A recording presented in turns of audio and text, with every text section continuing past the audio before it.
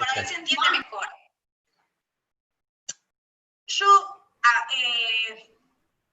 Si es un deportista, el deportista programa, lo que les decía, programa su competencia, ¿no? No va a hablar, el entrenador no le va a hablar de sistemas energéticos, ni mucho menos, pero sí van a programar esto de, por ejemplo, el que corre 400 metros en natación, el que nada 400 metros, hacen una estrategia de juego, por decirlo de alguna manera, en donde hay que ver dónde él va a ir a una mayor intensidad o a una menor intensidad, ¿sí? Si va a estar usando su capacidad máxima o no.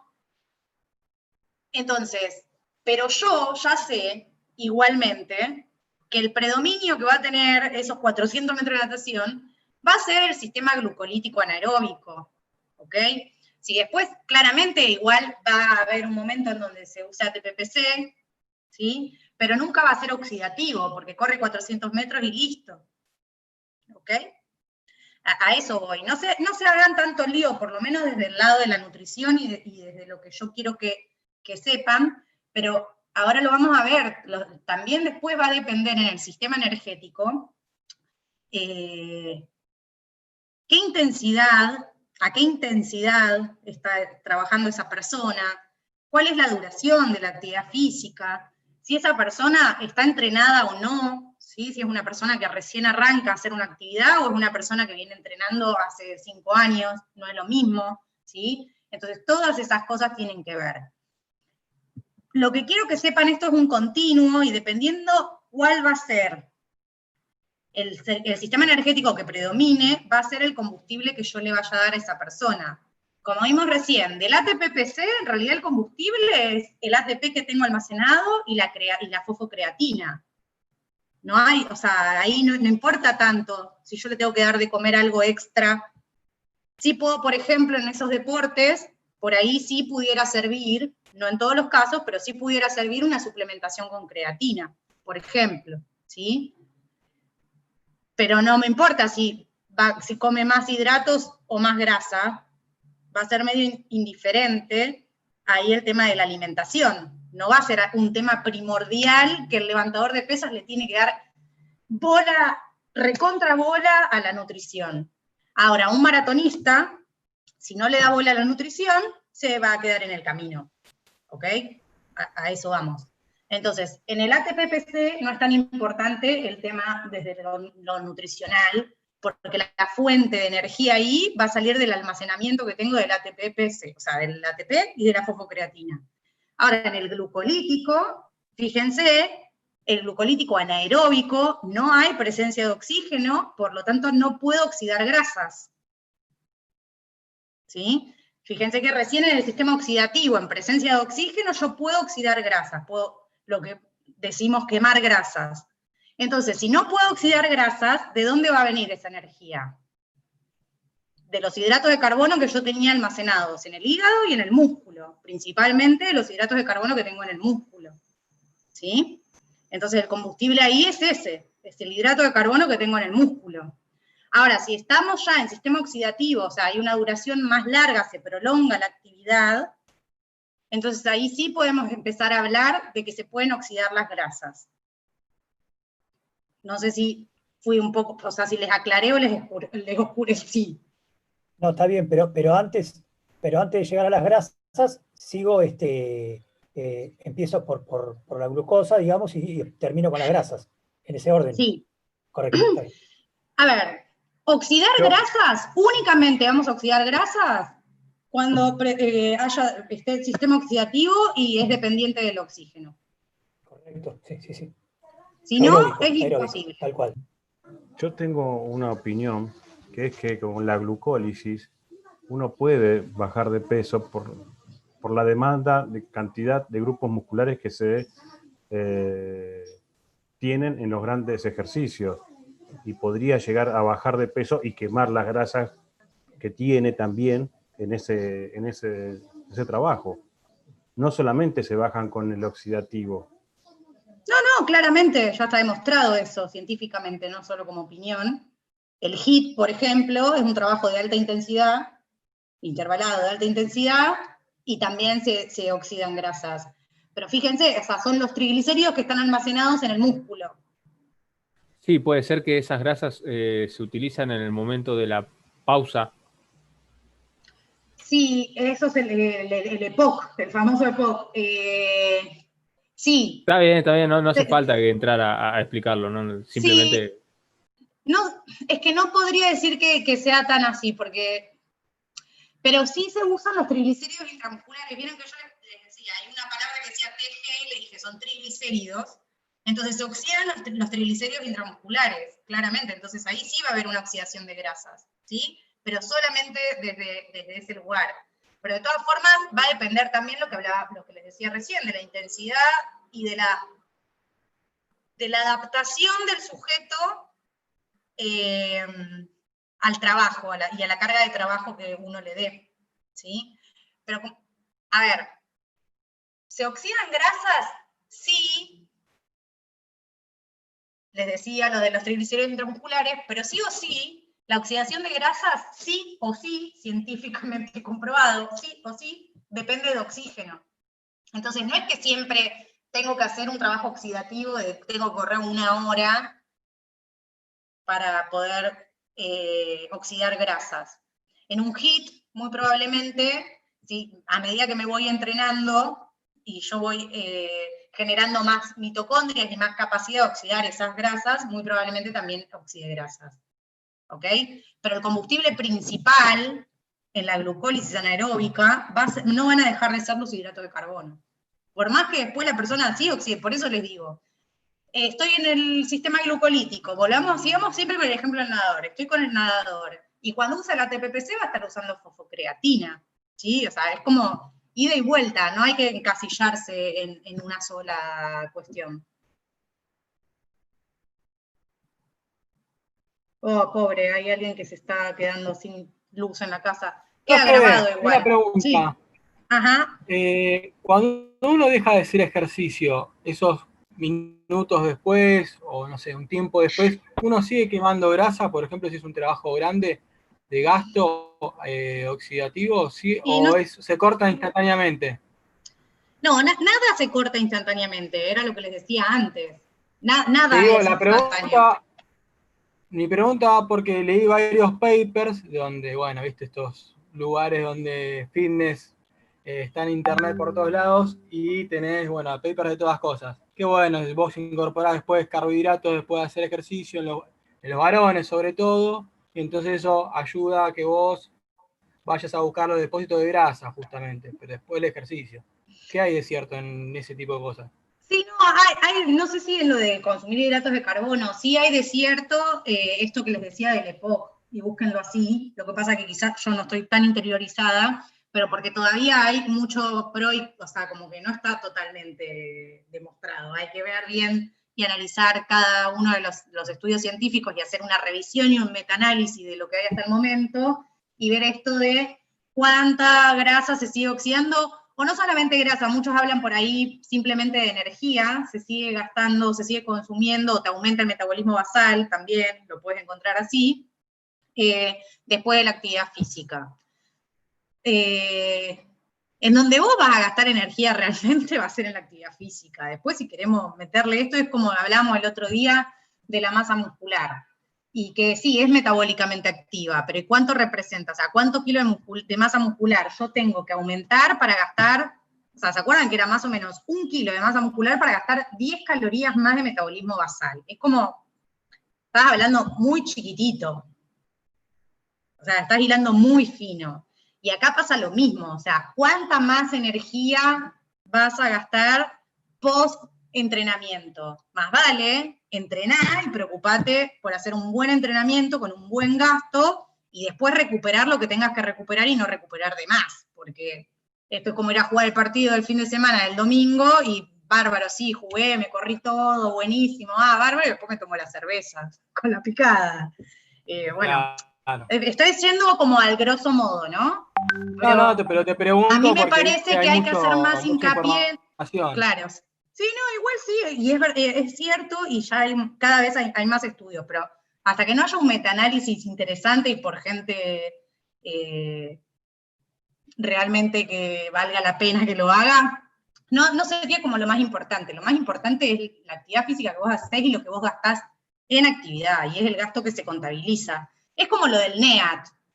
No sé si escucharon el NEAT, que es toda la parte de ejercicio no voluntario. O sea, en vez de subir el ascensor, subo por la escalera y demás.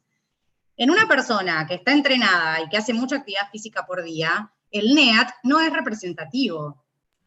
El NEAT va a ser representativo en una persona que es sedentaria, que tiene mucho sobrepeso, que no hace actividad física generalmente. Entonces, ¿qué se hace generalmente a esa persona? Le recomendás, bueno, tratar de subir por la escalera en vez de por el ascensor, y ahí sí va a ser un gasto calórico para esa persona que le represente algo. Pero para el que hace actividad física todo el tiempo, no es tan representativo. No, claro, te digo que no lo haga. Salir del sillón. ¿Cómo? Se escucha re mal. Es salir del sillón un poco. O sea, la gente que no hace Claro, nada de nada. exactamente. Bueno, sí, por eso, y obviamente. sí. Y no digo que el que no es físicamente activo no suba por la escalera. Claro que siempre la recomendación va a ser que siga haciendo más, o sea, que siga sumando actividad física siempre que pueda, ¿sí? Pero la realidad es que no va a ser un gasto representativo de energía. Entonces acá estamos con lo mismo. ¿Cuánto más después de hacer el ejercicio vos podés consumir mientras no lo haces? 50 calorías, 20 calorías, o sea, es como que no me... Es hilar muy fino, cuando en realidad el tema principal está en otro lado. Hacer actividad física y gastar acá X cantidad de actividad física, tantas calorías. Profe, quizás es una pavada lo que le voy a preguntar. Pregunte. Pero ¿en estado de reposo también gastamos energía? Sí, siempre. Ah, ok. Fíjate, ¿viste lo que decimos metabolismo basal? Lo que estábamos Sí. calculando la otra vez. Está compuesto por varias cosas. Una es el gasto energético total está compuesto por varias cosas. Una es el metabolismo basal. El cuerpo todo el tiempo está gastando energía, porque vos tenés que respirar, tu corazón tiene que latir, tus músculos tienen que mantener la postura. Entonces, todo eso hace que se gaste energía. El gasto es más, o sea, Claro, más es chiquito, mínimo, o sea, no es lo mismo que estando en actividad, digamos. O sea, el claro, gasto mucho menor, digamos, que estando en actividad. Son dos gastos diferentes. Hay uno que vos lo tenés siempre, que es este que gastamos en general, que es para hacer todo lo que te dije recién. ¿Sí? Que se llama, es el metabolismo basal. Entonces, supongamos que el metabolismo basal son 1200 calorías. Sí. Vamos a poner un número. Ese va a ser siempre igual. El que te va a cambiar a vos es el que agregues por hacer actividad física. Ok. Entonces, si vos corres una maratón, ese día gastarás 2000 calorías más, 3000 calorías más, y se las incorporás a estas, pero se las tenés que sumar a estas 1200 que están siempre. Ok, ¿sí? Perfecto. Pero esas 1200 las gastás siempre. Okay. Ahora, dependiendo de la actividad que yo haga, voy a sumarle o 100 calorías o 1000. Claro. Okay. Y ahí es donde también la gente tiene una percepción bastante errónea de la actividad física que hace y el gasto calórico que esa actividad física representa. Generalmente la gente, como yo, que no hace tanta actividad en este momento, piensa que, no sé, hizo una clase de funcional de 45 minutos y gastó 1000 calorías. Y no, si gastaste 200, flaca, con suerte, es un montonazo, sentite orgulloso. Y ahí es donde después viene el desfasaje de, como lo mido por la percepción, yo me costó un montón esa clase, transpiré un montón, hice un montón, no sé qué, así que me como la hamburguesa con la cerveza hoy a la noche. El permitido. La pifiaste mal. El permitido. Abrió McDonald's ahora. Ay, bueno, McDonald's no, prefiero una hamburguesa de la cervecería. Estás hablando de un Vamos, colega tuyo, esa más rica. Esa hamburguesa que te estás comiendo con la pinta de cerveza, estás metiendo 1000 calorías. Y no quemaste, o sea, no gastaste 1000 calorías, claramente. Entonces, pero bueno, ahí empiezan las percepciones y estas cositas. Okay. Pero siempre acuérdense de eso, sumamos las calorías al metabolismo basal. El metabolismo, sí, claramente lo vale, la cerveza lo vale todo. Tenés que decir que estabas buscando generar músculo para darte esos permitir, ya fue. Sí, músculos que tienen forma de grasa, pero no importa. Es buena Son para el músculos Alzheimer, fuertes. está comprobado. Entonces, bueno, terminemos esto. Entonces, tenemos diferentes sistemas, principalmente va a haber uno que prime, pero no quiere decir que no existan los otros, ¿ok? En la misma actividad. Generalmente se asocia más el ATP-PC para todo lo que es corto, como decíamos, levantamiento y este tipo de velocistas, lanzadores y demás. Y después se pasa de ahí como al oxidativo directamente, tipo el que hace maratón, ciclismo de ruta, ¿sí? En el medio tenemos un montón de cosas, y también gastan energía y también necesitan un combustible. ¿Cuál es el combustible que prima? Entonces, en los deportes de equipo, por ejemplo, hay mucho glucolítico, hay ATP-PC, porque también van y vienen, tienen que hacer piques y demás, pero también hay un poco de aeróbico, ¿sí? Y entonces en algún momento también se oxidan grasas. Entonces ahí tenés un montón de combustibles. Ahora, ¿qué es lo que más gastan? Hidratos de carbono. En un partido de fútbol, por ejemplo, a mí siempre me pone loca cuando veo los mundiales, que en los partidos que ya van a definición, que si, entonces ese partido no se gana, o si no se gana, o se empata, hay un alargue y después penales, me enferma la cabeza que en el entretiempo no los veo comiendo nada, solo veo que comen cuando van al alargue, que se toman un gel, se comen una banana, y en el medio, ¿qué hicimos? No, Paula, mirá que ahora, obviamente en el alto rendimiento, Sí, ahora ya está más con... Hay un montón de frutas y un montón de cosas en los vestuarios. Antes, pero no hace mucho, o sea, no es que hace desde que empezaron a haber esto. nutricionistas deportivos que se encarguen un poco. De a poquito va cambiando. Poco. Sí, claramente, y es necesario, pero fíjense que si necesitan eso es porque necesitan hidratos de carbono. Entonces yo no digo que no oxiden grasas, pero el combustible principal ahí son los hidratos de carbono, ¿sí? Entonces, es un gráfico súper escueto de lo que pasa. Vimos, tenemos combustible, la glucosa, y acá serían las grasas para la beta-oxidación. Fíjense que después terminan todos en ciclo de Krebs, cadena respiratoria, fosforilación oxidativa, generación de ATP para energía. En este me gusta más. Ácidos grasos, grasa, glucosa, hidratos de carbono. Alanina es un aminoácido, viene de las proteínas. Entonces, los ácidos grasos, acá tengo a la señora mitocondria, su majestad, la reina mitocondria. Todo va a pasar en la mitocondria. Entonces, el ácido graso produce beta-oxidación para obtener acetilcoenzima A. Lo mismo la glucosa, lo mismo la alanina. Estos dos no necesitan beta-oxidación. De acá pasan todos a ciclo de Krebs, esto es cadena respiratoria, ¿sí? Y producen ATP. Por eso no necesito que sepan todo, pero sí que son todos sustratos y que dependiendo de algunos factores va a ser el sustrato que más se utilice. Y lo que les decía que es súper importante es que todos los sistemas interactúan. Va a depender de cada actividad o cada gesto deportivo o cada lo que yo haga, ¿sí? Qué sistema va a tener más prioridad que otro en determinado momento de la actividad. Entonces, como decíamos, hay actividades que sí puedo encasillar en un solo sistema, de predominio de un solo sistema, pero hay otras que no, que van a estar yendo y viniendo.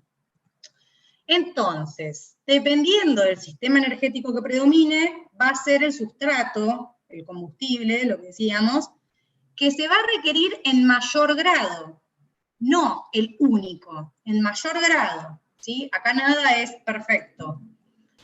Entonces voy a tener hidratos de carbono, grasas como principales combustibles, y proteínas lo voy a usar como combustible solamente si el cuerpo no tiene hidratos de carbono, ¿ok?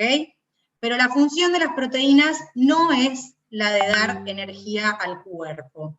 Entonces eso nos tiene que quedar claro también. Y acá vamos a los famosos factores que influyen en la utilización de los sustratos. Entonces, por un lado, tenemos la aptitud física o el nivel de entrenamiento del sujeto que tenemos enfrente. No es lo mismo Doña Rosa que Usain Bolt, pero no es lo mismo para nada. ¿Por qué? Porque a mayor nivel de entrenamiento, esa persona va a tener más mitocondrias y entonces va a tener una mayor metabolización de grasas, ¿sí? A esto le tengo que sumar otro factor, que es la intensidad en la que trabajo ese ejercicio. En ejercicios de intensidad baja o moderada va a predominar la oxidación de las grasas, o sea, las grasas van a ser la mayor y principal fuente de energía. Cuando hablo de intensidades bajas o moderadas, generalmente se habla de un consumo de oxígeno al 65% del consumo máximo de oxígeno, 70%. Va a depender también de este primer punto también, de la aptitud física de la persona, ¿sí? Pero generalmente intensidad moderada se considera abajo de 65-70% del volumen máximo de oxígeno. Ahora, si yo trabajo por encima de ese umbral, de ese 65-70%, va principalmente a primar todo lo que es el sistema glucolítico y la glucólisis también aeróbica, que van a necesitar principalmente de hidratos de carbono como principal fuente de energía. ¿Por qué? Porque hay menos oxígeno. Ahora, esto no quiere decir que no haya oxidación de grasas, por ejemplo, en el maratonista, va corriendo, corre a 20 kilómetros por hora, una intensidad del 80%, quizá del 75-80%, el combustible principal va a ser el hidrato de carbono. Eso no quiere decir que no se estén oxidando grasas por otro lado. Por ejemplo, todos los triglicéridos musculares muy probablemente se oxiden para obtener también energía. Se va a usar todo, pero ahí, a esa intensidad tan alta, como la cantidad de oxígeno que yo voy a tener disponible es menor, va a haber menos oxidación de grasa, ¿sí? No quiere Paula, decir que no haya. Paula, Sí. una pregunta. Sabiendo Ujú. que la mitocondria es la madre de todo, Sí. es una pelotudez lo que te voy a preguntar, ¿no? Pero ¿hay manera de multiplicar la cantidad de mitocondrias? Sí, entrenando, haciendo ejercicio. ¿Cómo? Haciendo ejercicio. Ah, Cuando las personas, viste que esto de la aptitud física o el nivel de entrenamiento, cuanto más ejercicio yo hago, ¿sí? No solo mis mitocondrias, las que ya tengo, se van adaptando, sino que también se produce lo que se llama biogénesis mitocondrial.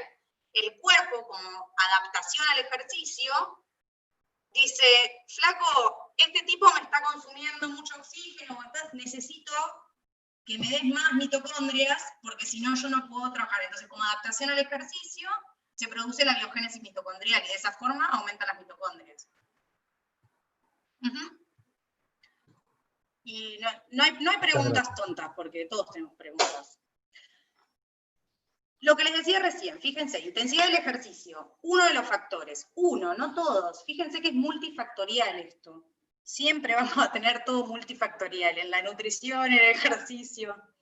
Entonces yo tengo entrenamiento low, que sería bajo, este sería la intensidad, el consumo máximo de oxígeno, moderado y alto.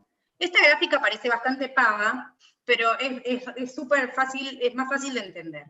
Entonces, por ejemplo, acá me marca casi al 60%, ¿sí? Como el corte de la intensidad de moderada a alta. Este punto de acá, si se fijan, esto es el consumo de hidratos de carbono como sustrato y el consumo de grasas como sustrato. A medida que aumenta la intensidad, se consumen más hidratos de carbono y va bajando la oxidación de grasas. Este punto de acá, se llama crossover, este punto, a medida que yo voy entrenando, cuanto más entrenado estoy, este punto se va corriendo para este lado. ¿Esto qué quiere decir? Que yo a mayores intensidades puedo seguir oxidando más grasas.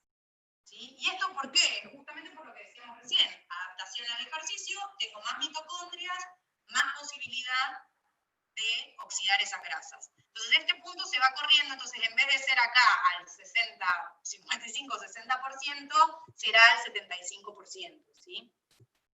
Entonces, pero fíjense que siempre igual, es como que los dos sustratos se están utilizando todo el tiempo, no es que se usa uno solo. Lo que pasa es que uno se usa en mayor cantidad y el otro en un poquito menos. Entonces, factores que influyen en la actividad dijimos hasta ahora. Aptitud física del sujeto que tengo enfrente, la intensidad de trabajo, y por otro lado voy a tener la duración del ejercicio, claramente.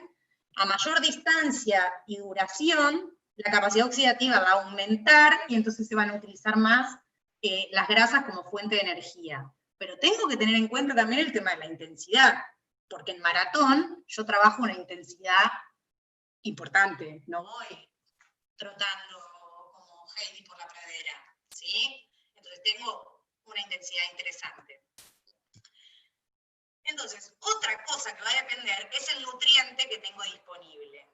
Y acá volvemos un poquito, y esto lo hago a través de la alimentación que tuve antes y durante el ejercicio. Por ejemplo, en una maratón, yo tengo que ir consumiendo hidratos de carbono de forma exógena, porque esas reservas que tengo en el cuerpo no me alcanzan para estar 3 horas corriendo, ¿sí? Acuérdense que teníamos 600 gramos entre músculo e hígado, como muchísimo, generalmente 400.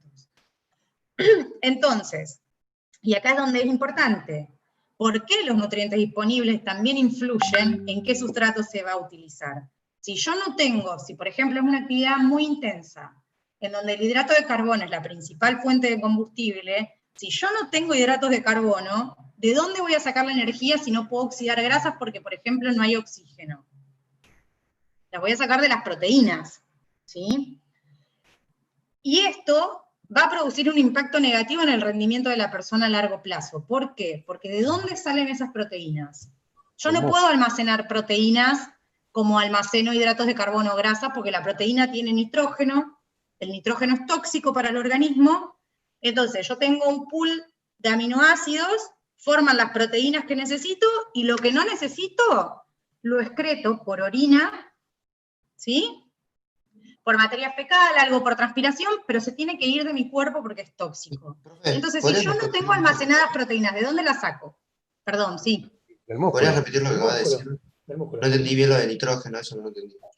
La proteína, aparte de tener determinadas cosas, tiene en su composición química tiene nitrógeno.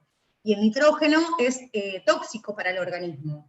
Entonces las proteínas no se pueden almacenar como almacenamos la grasa o almacenamos los hidratos de carbono. Entonces, cumplen la función que tienen que cumplir, por ejemplo, formar músculo, ser enzimas, formar glóbulos rojos, o sea, tienen un montón de otras funciones. Pero cuando ya el cuerpo no necesita más, las tiene que excretar, se las tiene que sacar de encima, porque son tóxicas para el cuerpo. Entonces es como un veneno, me lo tengo que sacar de encima. Entonces, ¿cómo está almacenada la proteína en mi cuerpo? Si sola así es tóxica, como dijeron los compañeros bien recién, en el músculo. Entonces yo, para utilizar proteínas como fuente de energía, tengo que romper mi músculo. No quiere decir que, me rompo, me quiebro el brazo, me sale el brazo así, no le va a pasar eso a la persona. Pero sí posiblemente después pueda sufrir, sea más propenso a sufrir lesiones, ¿sí? Entonces, por eso es primordial que en los ejercicios en donde tengo que usar hidratos de carbono, la persona consuma hidratos de carbono, ¿sí? Y generalmente lo que nos pasa en la nutrición es lo siguiente. Un segundo, termino esto. El deportista de élite tiene miedo a consumir hidratos de carbono. ¿Por qué? Porque la mayoría de la población tiene sobrepeso u obesidad. ¿Y por qué? Porque consume hidratos de carbono. Entonces, el que los tiene que consumir, no los consume porque le da miedo aumentar de peso, y el que por ahí tiene que moderar y elegir calidad de los hidratos de carbono que consume, porque generalmente consume carbograsas, no hidratos de carbono, porque no come arroz integral, se come la medialuna del abuelo. Entonces, lo tiene que moderar, no lo modera. Entonces, ahí es donde tenemos que buscar el equilibrio entre todos, entre esta población, que todos consuman hidratos de carbono, pero en unos hay que hacerle hincapié en esto de que no van a aumentar de peso porque lo van a gastar mientras hagan actividad física, en el otro que aumente la actividad física y que encima consuma hidratos de carbono de mejor calidad, ¿no? Dependiendo de la población, uno va a tener que ir viendo qué es lo que hace. Pero tengan en cuenta eso. Las proteínas no se almacenan, forman cosas, forman músculo, forman enzimas, forman glóbulos rojos, pero no se almacenan como proteínas. Entonces, si yo consumo proteínas de más en mi dieta, y bueno, las tiro a la basura. ¿Sí? Alguien me iba a hacer una pregunta y creo que lo interrumpí. Sí, profe, yo le iba a preguntar. Entonces, cuando habíamos visto lo de la ley de armonía, ahí vamos a ver, y en un deportista probablemente usemos el 65% en hidrato de carbono y eso, o se puede usar un porcentaje mayor todavía. Sí. Sí, lo que pasa es que va a depender del deporte, pero por ejemplo, si buscan a los que les gusta buscar papers, o después si no sé, me los piden y se los paso, pero ahora no me acordar, hay un par de papers, por ejemplo, de las dietas de los Kalenji. ¿Saben quiénes son los Kalenji? son unos corredores africanos, de ahí sale, por ejemplo, Kipchoge, uno de los mejores maratonistas.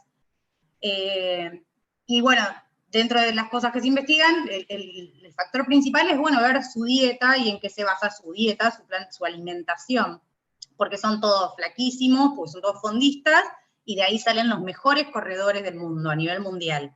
Si ustedes se fijan en la IAF, en la Federación Internacional de Atletismo, de los primeros 40 maratonistas, van a ver que casi 30 son de Kenia y de Etiopía. Así que claramente ahí hay un factor genético y sociocultural que influye bastante. ¡Qué envidia! Bueno, esa gente, ¡Qué envidia que les tengo! Pero bueno, esa gente está consumiendo los Kalenji, están consumiendo aproximadamente 70%, 75% de hidratos de carbono. También porque para ellos es muy difícil, o sea, la mayoría de sus fuentes proteicas igualmente son de origen vegetal, porque los animales son muy caras. Entonces, pero cubren casi un 12% de proteínas, 10-12% de proteínas, en vez de 15 a 20, y 70% para arriba de lo que es hidratos de carbono, y son los mejores del mundo. O sea, la proteína que tiene es básicamente para mantener lo que tienen y punto, no es para nada más que eso. Y lo que pasa es que ahora lo vamos a ver cuando veamos proteínas, pero dependiendo del deporte que uno haga, ahí va a ser el consumo de hidratos de carbono, el consumo de proteínas, ¿sí? Porque, o sea, yo se los mostré en porcentaje, igual después los porcentajes cuando uno los saca son más o menos los respetables. Pero, por ejemplo, si yo tengo una persona que hace, por ejemplo, no sé, un deporte de combate, viene la Peque Pareto a mi consultorio. Ojalá. Viene la Peque Pareto a mi consultorio, ¿no? Entonces, en ella muy probablemente tenga que limitar los hidratos de carbono. Que igual limitarlos seguramente queden en el 50%, 52% del gasto total, ¿sí? Del gasto energético total. Pero muy probablemente le dé 3-4 gramos por kilo de peso de hidratos de carbono. Y por ahí sí le aumento un poquito las proteínas para que mantenga la masa magra, ¿sí? Porque si yo aumento mucho hidratos de carbono, se me va a ir de peso. Y entonces así voy jugando, pero va a depender mucho del tipo de deporte que haga. Si es maratonista, si es Ironman, si es triatleta, lo tengo que matar a hidratos de carbono, es darle hidratos de carbono a más no poder. Porque el gasto que tienen es muy grande, trabajan a intensidades muy altas y hacen entrenamientos muy largos. Entonces, bueno, vamos a ir la idea de esto es ir viendo de los sistemas energéticos, no me importa tanto que sepan al pie de la ATP-PC empieza acá, termina acá, sino esto, cuánto tiempo de trabajo, a qué intensidad, qué combustible prima, qué es lo que más se oxida, qué es lo que necesito. Y a ver, lo que tengo que tratar de hacer es darle, que esto es lo más difícil del universo, darle la dosis justa de hidratos de carbono para que no gaste sus proteínas, rompa músculo y tenga una posible lesión a futuro si sigue siempre haciendo lo mismo, pero que no engorde. Porque si yo le doy más hidratos de carbono, el hidrato de carbono que me sobra, el cuerpo sí lo puede almacenar, no es como la proteína. ¿Y qué hace el bendito cuerpo? Dice, te vas a transformar en grasa y vas a venir acá al rollito del costado a convertirte en tejido adiposo.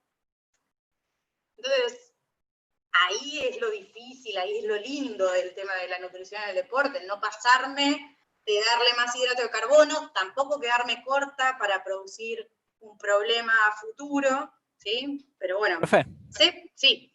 Pero ahí cuando se almacena en grasa, ¿primero no tiene que haber un superávit calórico o es solo por un exceso de hidratos? Y si hay un exceso de hidratos, hay un exceso de calorías. Ah, ok. O sea, está entrando por defecto el exceso de calorías. Exactamente. Okay. Sí, acordate siempre que los macros son los que nos dan energía. Si yo estoy poniendo más macros, me está sobrando energía. Si no la gasto, un hermoso flota. Tal cual, sí. Para el verano 2021, chicos, que vamos a estrenar. Bueno, sí. No se pasa. ¿Hasta acá? ¿Vamos bien? ¿Preguntas o dudas de esto? y de si se entiende qué es lo que quiero que quede, que no me importa tanto esto de cuándo empieza, cuándo termina, sino más bien que podamos analizar desde el deporte o el ejercicio que haga la persona que tengo enfrente, qué sustrato va a ser el que más va a participar. Por ejemplo, yo les di el ejemplo hoy de funcional, de que yo, no se los digo, ya no, pobre, estoy tan parada ya hasta ahora. Si yo hago funcional, ¿no? Habitualmente. Glucolítico. Funcional o crossfit que mantiene una intensidad muy alta de trabajo. ¿Sí? Entonces, el combustible principal van a ser los hidratos de carbono. No quiere decir que yo después no oxide grasa, ¿sí?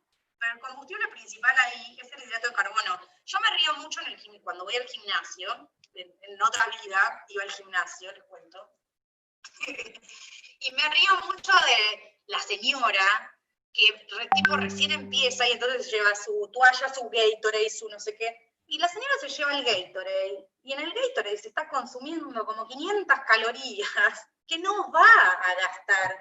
No importa qué sistema energético use, no va a gastar esas 500 calorías. ¿Qué era lo que les decía hoy de que uno sobreestima la actividad física que hace? Entonces, bueno, tengamos en cuenta esto.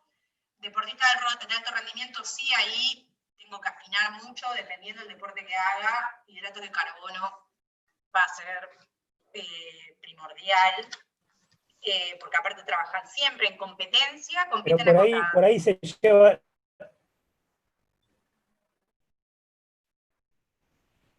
Pero por ahí se lleva el Gatorade y se lo lleva por el tema de los electrolitos.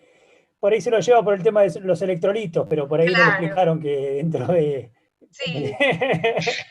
Una cosa es agua pura y otra cosa es el Gatorade con electrolitos. No hay para eso. ¿Cuántos electrolitos vas a transpirar en tu cuerpo? Es muy raro. Dos. Es difícil.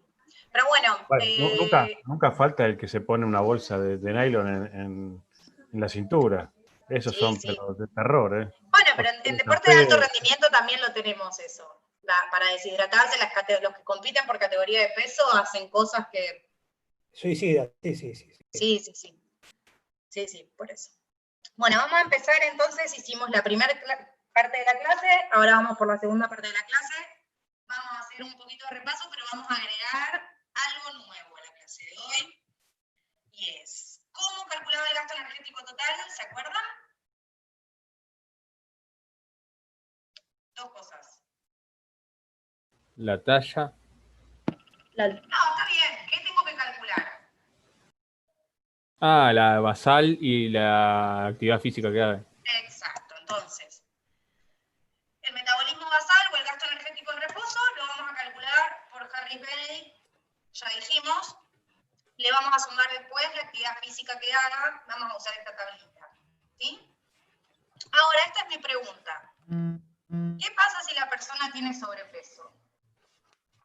El metabolismo basal, si yo se lo calculo con el peso que tiene, va a ser muy alto. Elevado.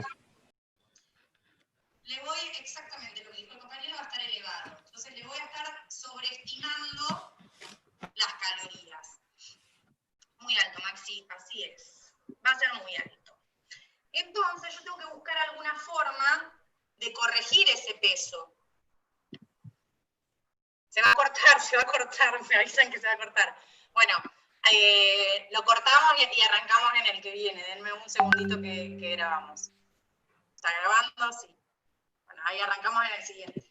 Nada.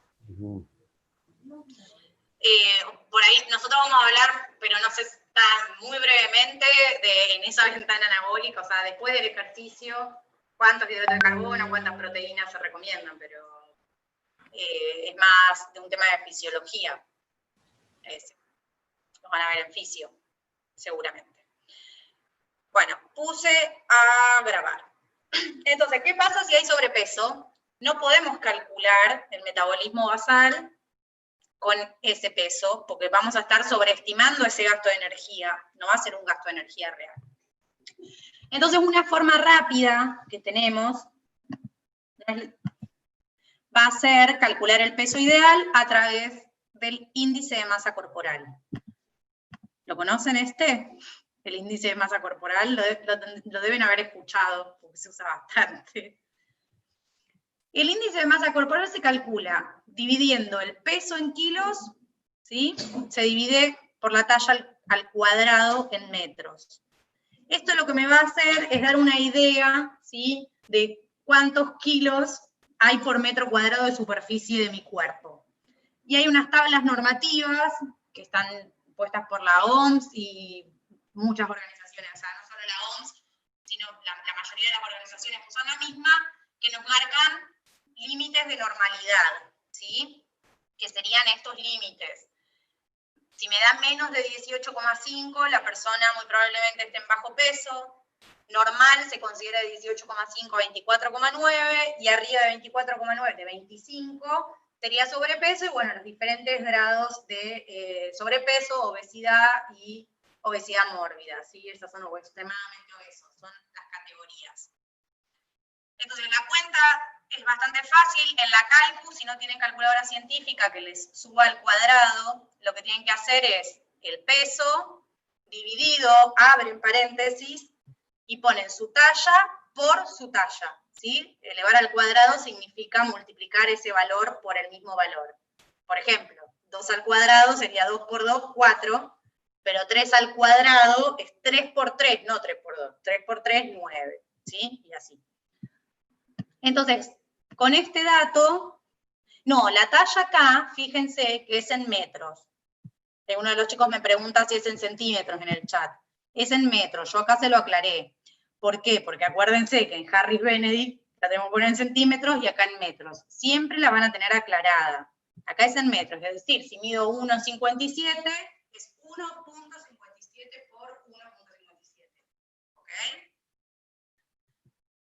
Entonces, dependiendo el valor que me tengo que... ¿Cómo que medir 4 metros? No puede ser, Carlos. A ver, vamos a hacer un ejemplo. Yo les hago en mi cálculo. A ver, no sé. Una persona pesa 50 kilos y mide 1,59. Entonces yo pongo... No sé si lo van a llegar a ver. No, se ve todo blanco. Me da que su 50 kilos y mide 1,59, su índice de masa corporal sería 19,7, ¿sí?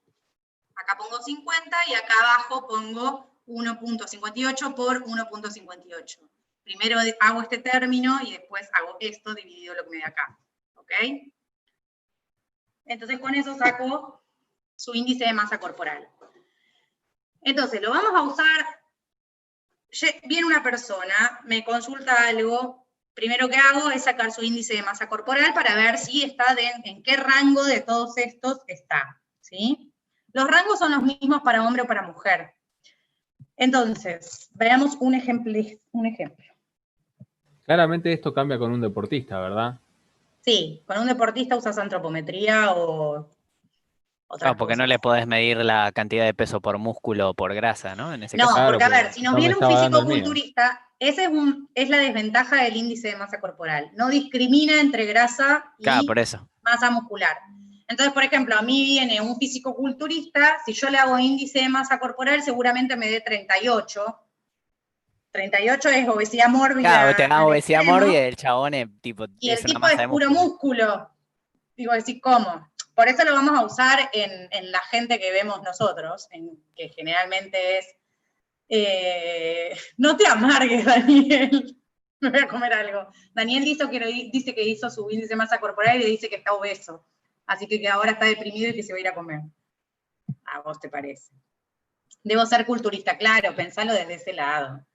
Pero bueno, lo vamos a usar uno, cuando ve a la persona, puede darse cuenta igual si tiene sobrepeso o si lo que tiene es masa muscular. O sea, si me viene un chico de CrossFit, por ejemplo, que generalmente también tienen bastante masa muscular, tengo que fijarme y tener cuidado con esto. Nosotros ahora para los fines prácticos es lo que vamos a usar, ¿sí? Porque aparte no hacemos antropometría todos acá, entonces no podemos medir cuánta masa grasa, cuánta masa muscular y definir qué es lo que tiene que bajar o subir en kilos de peso de masa grasa o de masa muscular.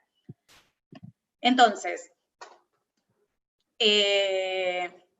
No, Natalín, estás bien, 23,8. Yo ando por ahí también, ¿eh? No, parecidas. Entonces, lo primero que tengo que hacer es acordar con la persona un índice de masa corporal de acuerdo al objetivo que tenga la persona. Si la persona quiere bajar de peso, bueno, veremos entre las dos cómo llegamos a ese rango. Y siempre que se pueda, llevarlo al rango de la normalidad, que va a estar entre 18,5 y 24,9. Ahora, viene una persona que tiene un índice de masa corporal de 30, yo no lo puedo llevar directamente a 18,5 porque va a tener que bajar como 15 kilos y es una guarangada. Depende cuánto tiempo después tenga para cumplir ese objetivo, ¿ok? Entonces, lo primero que hago es acordar con la persona esto, qué índice de masa corporal es al que queremos llegar. Entonces, ahí lo que voy a hacer es, índice de masa corporal es peso, sobre talla al cuadrado. Entonces, yo acá voy a conocer la talla y al índice de masa corporal que quiero llegar, tengo que despejar términos, me faltaría conocer el peso ideal. Entonces, invierto la ecuación y me va a quedar que es talla al cuadrado por índice de masa corporal ideal. ¿Sí? Sigamos con el ejemplo. Entonces, por ejemplo, tenemos una mujer, está full este chat, a mí 29, tan terrible, chicos, estamos todos, es pandemia, la pandemia todo, es la excusa de todo ahora. Antes era el estrés, ahora es la pandemia. Entonces, tengo una mujer de 23 años, pesa 65 kilos y mide 1,60 m. Entonces, lo primero que voy a hacer es calcular su índice de masa corporal. El índice de masa corporal actual es 25,4. Está ahí, ¿sí? Porque el límite es 24,9. Pero ella viene a mi consultorio porque quiere bajar de peso. Entonces, tenemos que ver, ¿sí? Llegar a un índice de masa corporal que las dos estemos de acuerdo. Entonces, en este caso, nos propusimos llegar a 22 en 2 meses. Tenemos 2 meses para bajar ese peso. ¿Qué hago ahora? Tengo que sacar el peso ideal de esa persona. Y uso esa formulita que tenía atrás. Conozco la talla, que esto siempre va a estar al cuadrado, esto significa el cuadrado, chicos.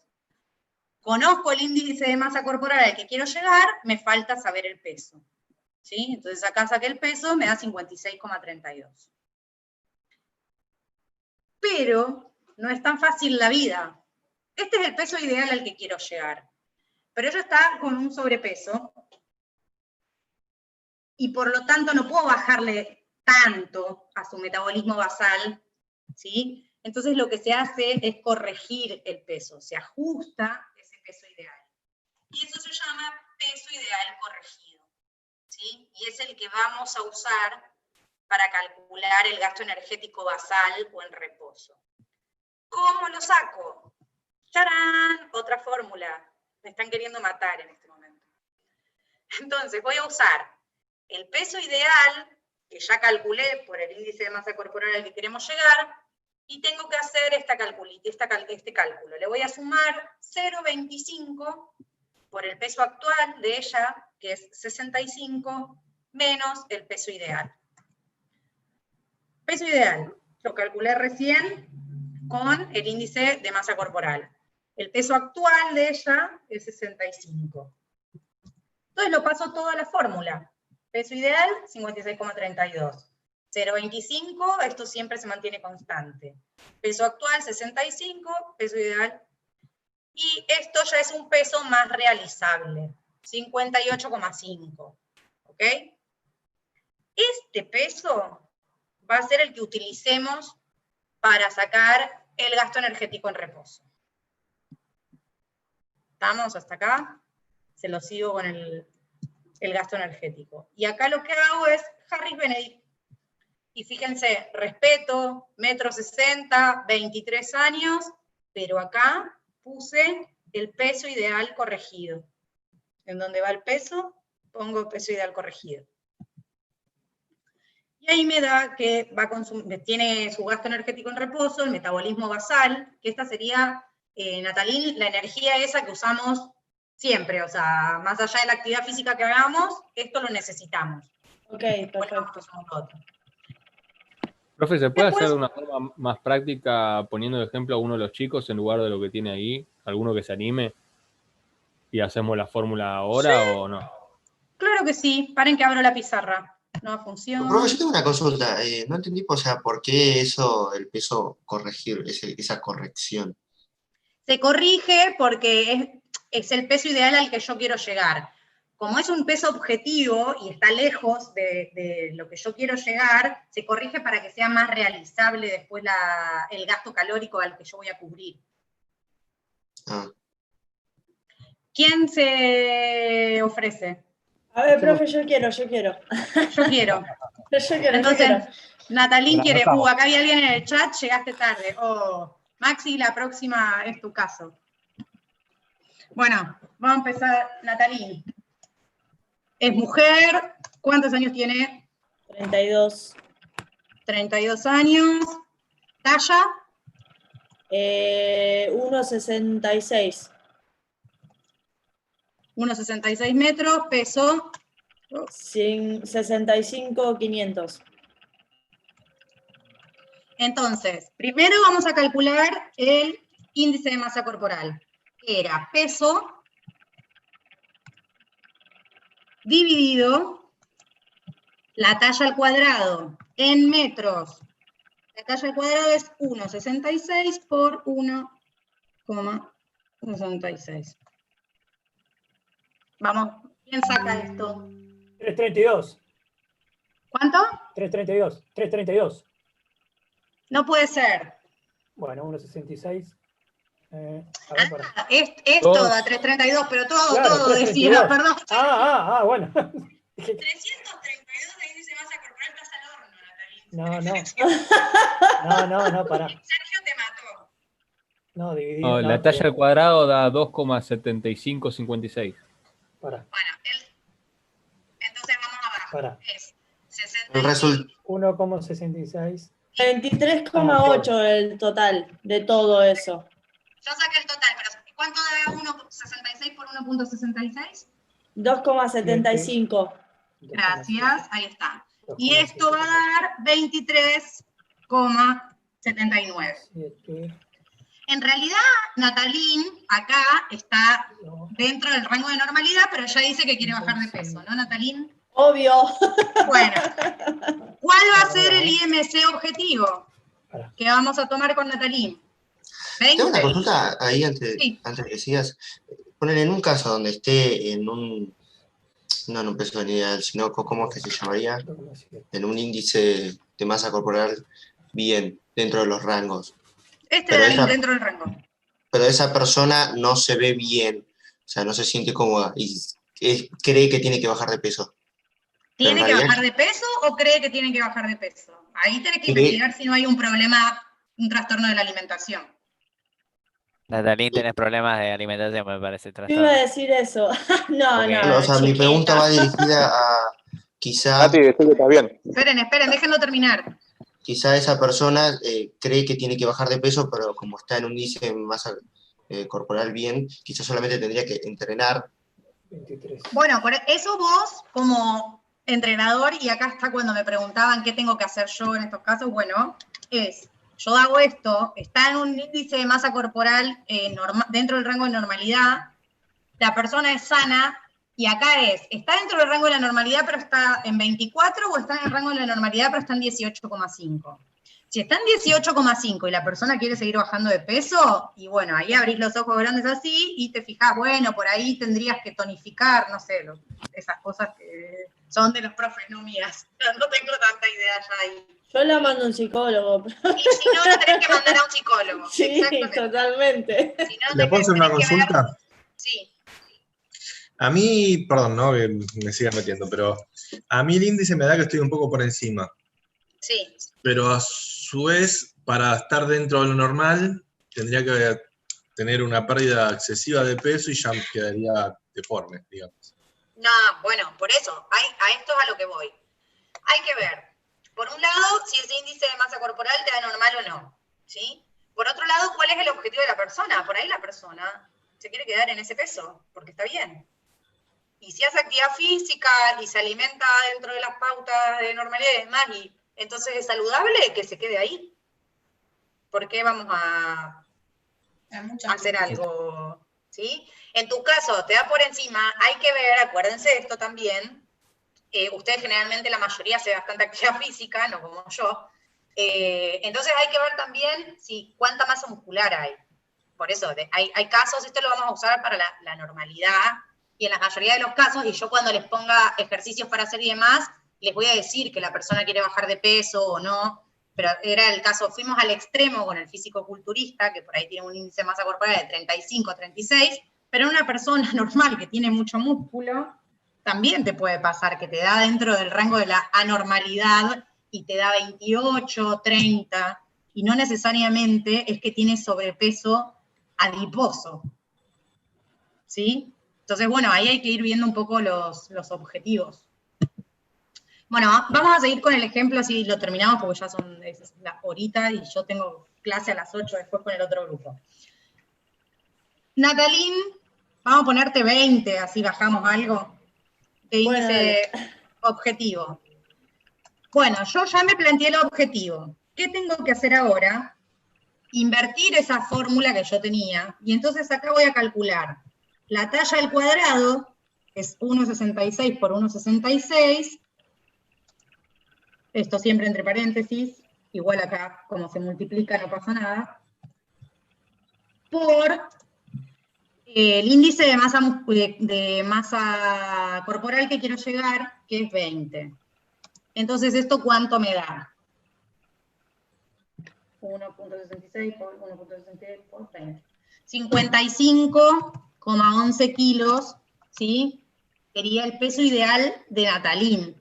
Fíjense que ella pesa 65, tendría que bajar 10 kilos. Eso es un montonazo. Entonces, por eso corrijo el peso también. Para poder hacerle un factor intermedio en su metabolismo basal entre el peso en el que ya está y al peso al que queremos llegar. Entonces, voy a corregir el peso. ¿Qué hago? 55,11, que es el peso ideal al que queremos llegar, más 0,25 por el peso actual de ella, que es 65,5, menos los 55,11. ¿Ok? Claro. Entonces, si quieren, van haciendo por términos, para no hacer lío, más 0,25 por, ¿cuánto da 65,5? El que me pidió que lo hagamos en clase, ¿lo está siguiendo? Porque no me responde. Sí, lo estoy siguiendo, pero no lo estoy haciendo, lo estoy siguiendo. 10,39. 10,39, perfecto. Entonces ahora es 55,11 más 0,25 por 10,39 me da 2,59. ¿Sí, no? 2,59. Entonces esto me da... Sí, 2,59. 2,59 más los 55,11, que era el peso ideal. El peso ideal corregido va a ser igual a 57,7. Y ahora hago Harris-Benedict con este peso, con el peso de 57,7. Y después le van a sumar el factor de actividad física. Ok. ¿Ok? Sí. Para aumentar de peso es lo mismo, ¿no, profe? No. No, Sí, okay. En realidad para aumentar de peso no se cambia el metabolismo basal, lo que se hacen es agregar entre 300 o 500 calorías Listo. al gasto total. Al gasto Sí, total sí. cuando ya le sumaste la actividad física. Pero no cambias el metabolismo basal porque el peso está bien para ese metabolismo basal. Ok. ¿Sí? Vamos al chat. Estás muy musculoso, Maxi, sí. Bueno, cierro esto. Compartir pantalla. Compartir. Sí, entonces acá este podría ser el caso de Natalín, este era el caso de la muchacha que teníamos ahí de ejemplo. Me da estas calorías y después le agrego el factor de actividad física, por 1,3, por 1,4, 1,5, dependiendo de lo que haga. ¿Sí? Entonces. Paula, discúlpame. Sí. No sería lo mismo. Escucho. Paula, ¿me escuchás?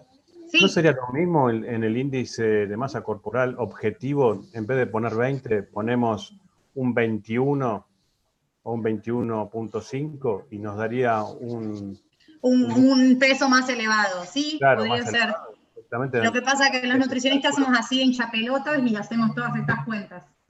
Pero sí, podría ser también, si uno busca un objetivo, ir poniendo objetivos más bajos. Lo que pasa es que el nutricionista no ve a la persona todo el tiempo. Entonces tiene que planificar a largo plazo. ¿Sí? Entonces por ahí planificas por un mes, por ahí planificas por un mes y medio, dependiendo cuándo esa persona va a volver a la consulta. Si vuelve a los 15 días, fantástico. ¿Entendés? Le vas ajustando, cada vez que lo ves, le vas ajustando una tuerca. O sea, le das una vuelta, otra vuelta, otra vuelta, otra vuelta. Pero nosotros siempre hacemos a largo plazo. Okay. Sí, después si quieren, aprendámoslo igual y sépanlo. Después si quieren, para fines prácticos, hacemos bajarle menos quizá y hacer un objetivo más plausible a corto plazo y decir ir bajando de 1 kilo o de 2 kilos. ¿Sí? Lo importante es esto, que sepan que para calcular el metabolismo basal no se usa el peso en el que está la persona si tiene sobrepeso u obesidad. Hay que bajarlo. ¿Sí? Salvo que la persona, en ese caso, tenga mucha masa muscular. Pero lo que pasa es que sin hacer antropometría es como medio difícil saberlo. Se puede hacer bioimpedancia, pero también tenés que tener bioimpedanciómetro y tiene que ser mínimo tetrapolar. Los de volantito no sirven. A mí me pasó, yo con una nutricionista hice una antropometría y me dio que tenía más masa muscular que grasa, digamos. Sí, está bien. Y me midió con el centímetro, todo, me hizo todo, absolutamente todo. Está muy bueno lo de la antropometría. Sí. Sí, yo, por ejemplo, yo no trabajo, o sea, yo no hago consultas sin antropometría, yo no estoy atendiendo en este momento. Consulta virtual a mí no me... Tengo que tocar y tengo que saber qué es lo que hay que bajar. Pero bueno, tengo que también, desde el otro lado, ver con ustedes, mis estudiantes, qué método práctico podemos usar. Pero bueno, ustedes tienen el ojo clínico más afilado que por ahí los nutricionistas en cuanto a masa muscular y masa adiposa viendo una persona o viendo lo que hace y demás, ¿sí? Nosotros ahí somos bastante cuadrados, y aparte en la facultad nosotros vemos nutrición clínica, tan alejado del deportista recreacional, no importa si es delito o qué, tan alejado que después hasta nos critican todo el tiempo de que damos gomitas y azúcar a la gente. Pero bueno, son cosas distintas, hay que hacer, son dos ramas totalmente diferentes. Bueno, entonces, este caso les va a quedar, ¿sí? Y lo vamos a terminar de resolver, o sea, la idea es que lo hagan ustedes, y después hagan esto de corregir el peso y sacar el metabolismo basal, sumarle la actividad física. Yo se los voy a, o sea, lo van a subir al Dropbox, ¿sí? Y la clase que viene de última igual sí vamos a ver la resolución, pero rápido, ¿ok? Los veo el jueves que viene. Buen fin de a todos. Chao, profe, nos vemos. Chau, chau.